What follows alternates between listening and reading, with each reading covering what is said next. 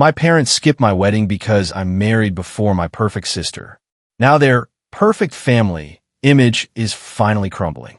Before we begin the story, take a moment to support us by liking, sharing, and subscribing. Your support means the world to our channel and helps us spread more shocking true stories to light. Now let's get started. After spending 4 years together, I, Lily, 32F, got married 8 months ago. It was supposed to be one of the happiest days of my life, and in many ways it was. Friends, extended family, and my husband's side all showed up to celebrate our love. But as I looked around that day, there were 2 empty seats that I couldn't ignore: my parents. Their decision not to attend wasn't just shocking. It was a painful confirmation of something I had always known deep down. My sister, Sophie, 30F, also didn't bother to show up, but that wasn't exactly surprising. We've never been close, and our relationship has always been tense. But my parents, they had a choice, and they chose their image over their daughter. Looking back, I should have seen this coming. Their favoritism had been clear my whole life. I should have known my wedding would be no exception. But let me give you a little background so you understand just how deep this family dynamic goes. The perfect daughter versus the overlooked one. I can't say I fully blame my parents for favoring Sophie. After all, she was exceptional at nearly everything. From the moment she could walk, she commanded attention. She won every spelling bee, dominated science fairs, and dazzled audiences in talent shows. By high school, she was a class president, valedictorian, and prom queen, all wrapped into one tall, slender, effortlessly beautiful package. And me? I was just Lily. While I worked hard in school, I was never the star student. I wasn't particularly athletic or artistic. I wasn't the kind of daughter my parents could brag about at dinner parties. And physically, I was different from Sophie, shorter, cavia. To my mother, that was practically a crime. When Sophie started modeling in college, my parents threw a lavish party to celebrate her first professional photo shoot. They invited family, friends, and even some of our old teachers. Her first headshot was framed and placed above the fireplace, where it remains to this day, a shrine to their perfect daughter. That same year, I graduated with a degree in computer science. My parents' reaction?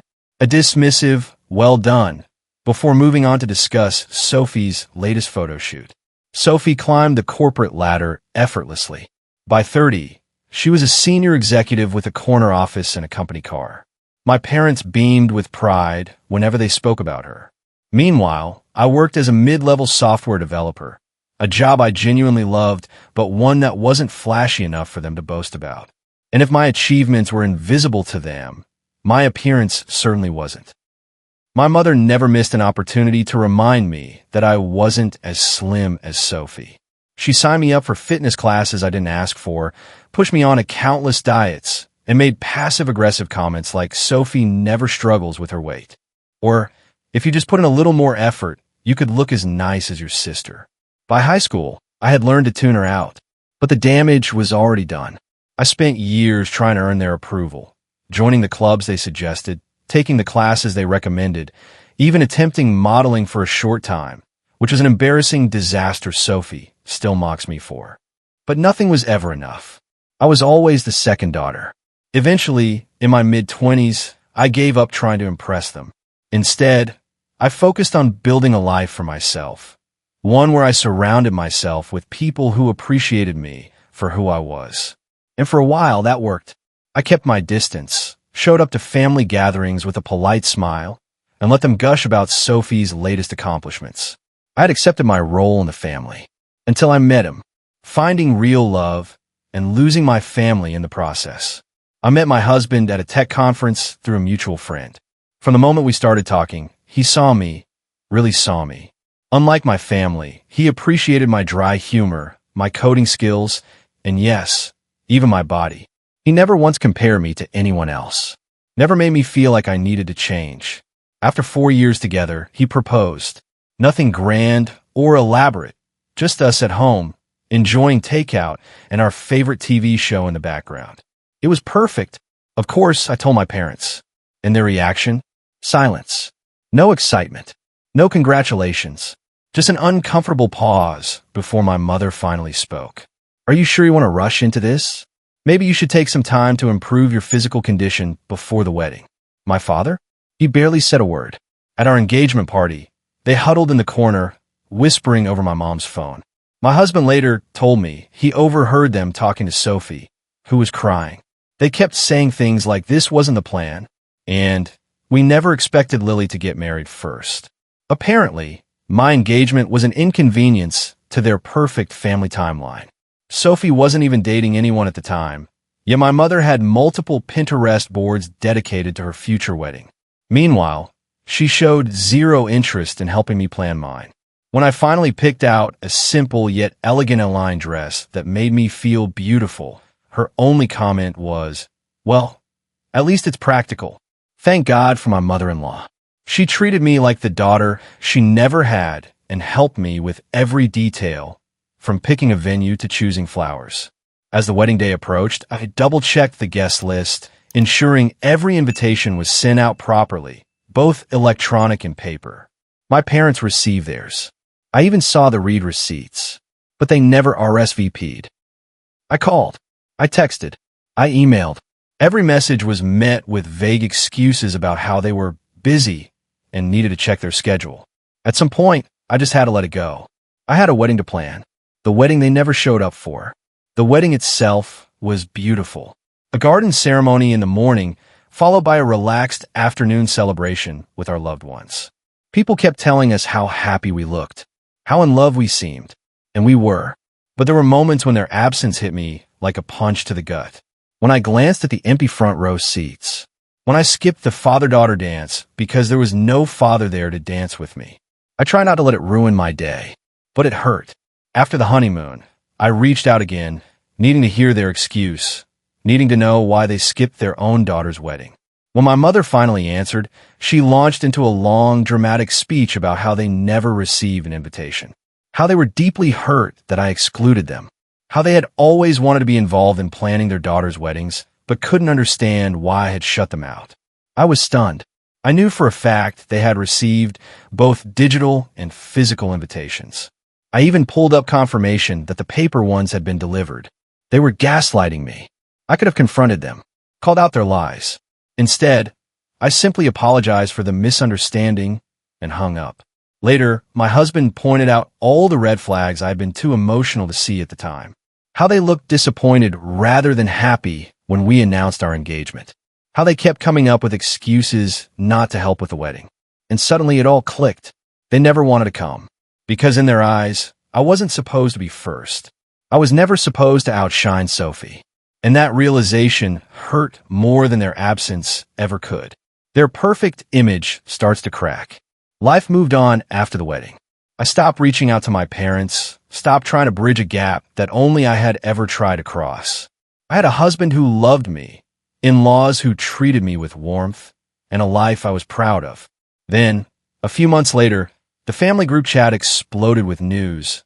Sophie was engaged. She had been dating this guy for barely a year, but my parents acted like she had found royalty. They gushed about the proposal, the ring, the grand wedding plans. And unlike with me, they were heavily involved. My mother immediately began booking upscale venues, arranging private dress fittings, and planning every little detail. All the mother-daughter bonding I had longed for, Sophie was getting it effortlessly. And yet, something unexpected happened. Family members, ones who had attended my wedding and noticed my parents' absence, weren't as enthusiastic about Sophie's wedding as my parents expected. Some declined the engagement party invitation outright. Others made vague excuses about scheduling conflicts when the wedding date was announced. Curious, one of my cousins told me what was really happening. Word had spread about what my parents did to me. People had noticed the empty seats at my wedding. They had asked about it, and I had simply told the truth. They couldn't handle the fact that I got married before Sophie. No embellishments, no theatrics, just a plain, painful reality. And that was enough. People were angry, not because I told them, but because they saw it themselves.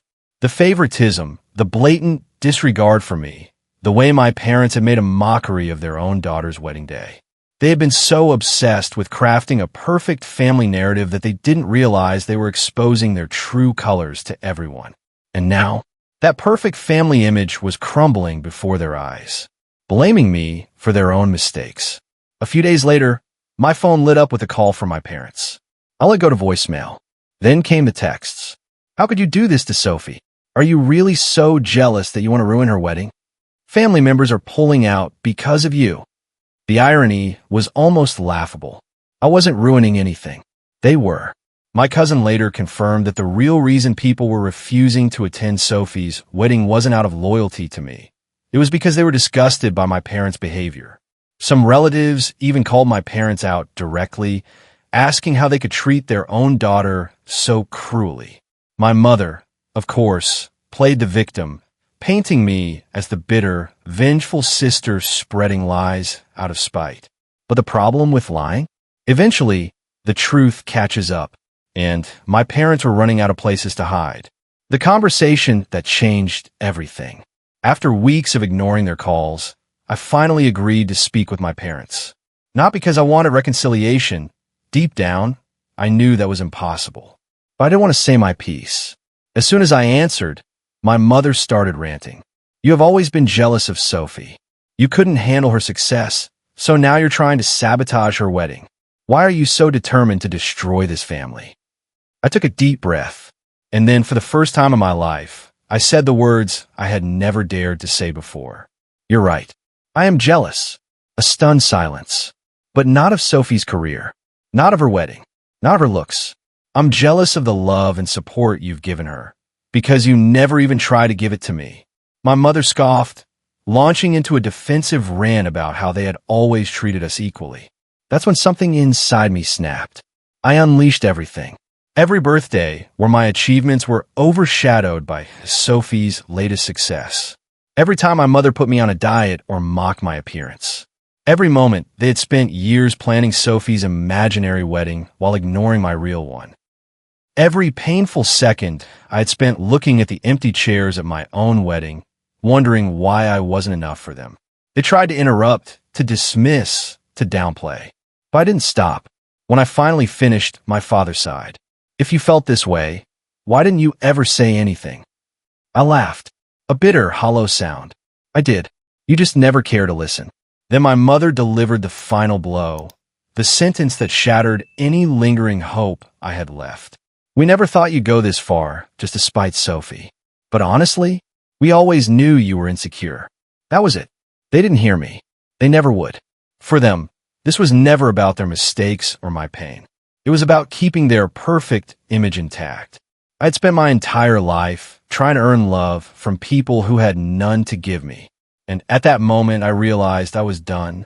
Goodbye, Mom. Goodbye, Dad. I hung up. For the first time in my life, I felt free. Sophie tries, and fails, to control me. Days later, Sophie texted me. It was as condescending as ever. What you said to our parents was completely inappropriate. They've done everything for us. You can't blame them for your own insecurities.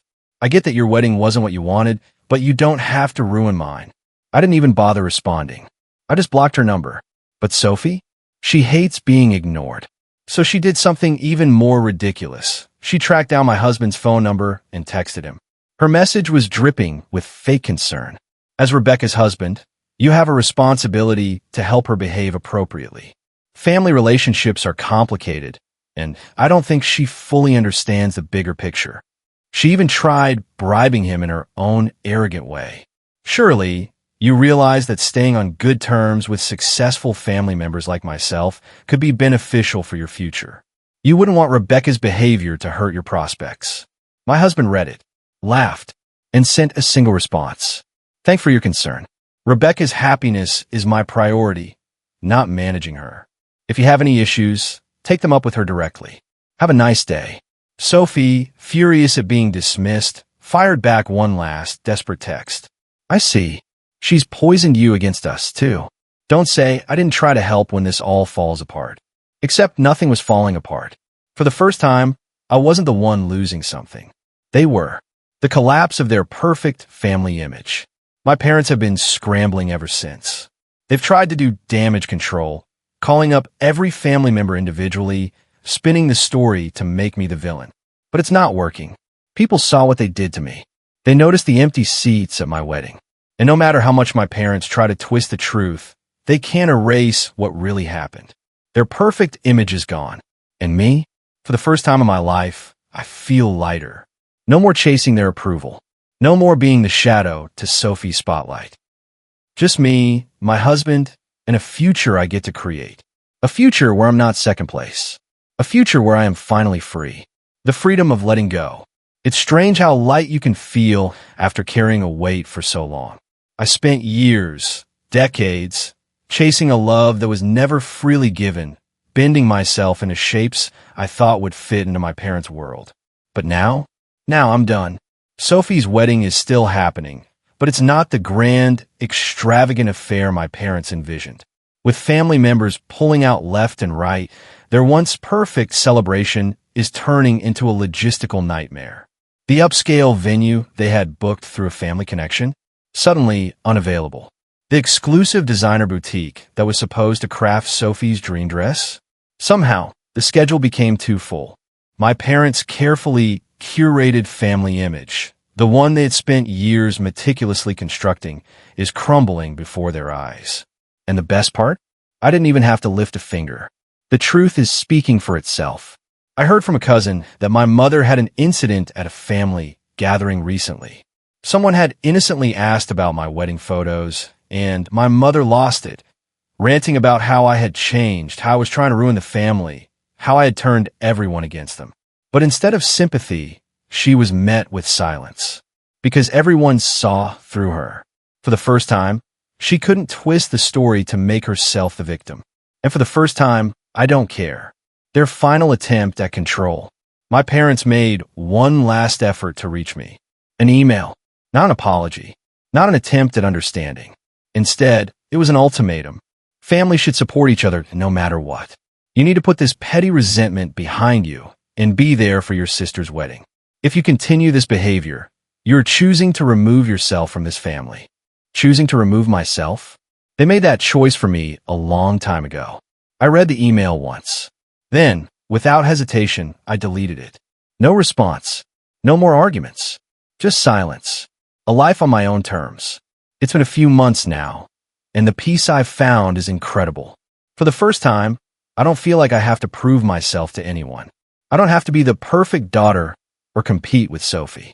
I don't have to force myself into spaces where I am not valued. My husband and I are planning our own future, making choices for us, not to impress or appease anyone else. And I finally understand something I never did before. Real family isn't about blood. It's about love. It's about the people who show up for you, not just in moments of celebration, but in the quiet, difficult times too. It's about the ones who see you for who you really are and accept you without conditions. My parents will never be those people for me. And that's okay, because I've built a life filled with people who do. People who love me. People who choose me. And this time, I choose me too. I don't know if I'll ever speak to my parents again. I don't know if they'll ever change. But what I do know is this. I'm not waiting for that anymore. Their absence at my wedding was painful, but it was also a gift, because it showed me, once and for all, where I truly stood in their lives. And now, I get to move forward in mine, without them, without the weight of their expectations, without trying to be anything other than myself. And honestly, that's the happiest ending I could have ever asked for. If you enjoyed this story, don't forget to hit that like button, share this video with your friends, and subscribe for more real-life family dramas. Let me know in the comments what you think about today's story. Was it fair or totally messed up? See you in the next one.